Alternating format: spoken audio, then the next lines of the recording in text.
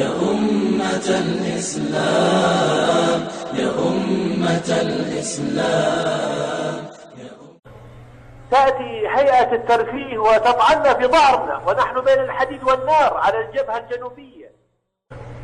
تأتي هيئة الترفيه وتطعن في ظهرنا ونحن بين الحديد والنار على الجبهة الجنوبية وعلى الحد الجنوبي عن المملكة العربية السعودية وعن بلاد الحرمين.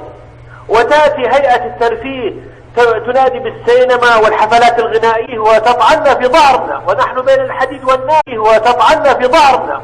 الحديد والنار بالله يا ليل المآسي ما جرى أضاع في ليل الأسى الإسلام أوضاع عز كان في أعلى الذرى مجد وربي ما بنى صمصام.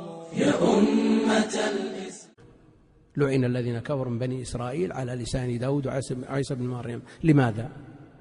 كانوا لا يتناهون عن منكر فعلوا، فإذا فعلنا ذلك صرنا مثلهم، لعنا مثلهم. إن تتولوا يستبدل قوما غيركم ثم لا يكونوا أمثالكم. فالسنن الإلهية واحدة لا تتغير ولا تتبدل. السنن الإلهية لا تتغير ولا تتبدل. فما يعامل به القرون الماضية بسبب عصيانهم وتمردهم على الأوامر والنواهي يعامل به من جاء في آخر الزمان ولا فرق، ولن تجد لسنة الله تبديلا.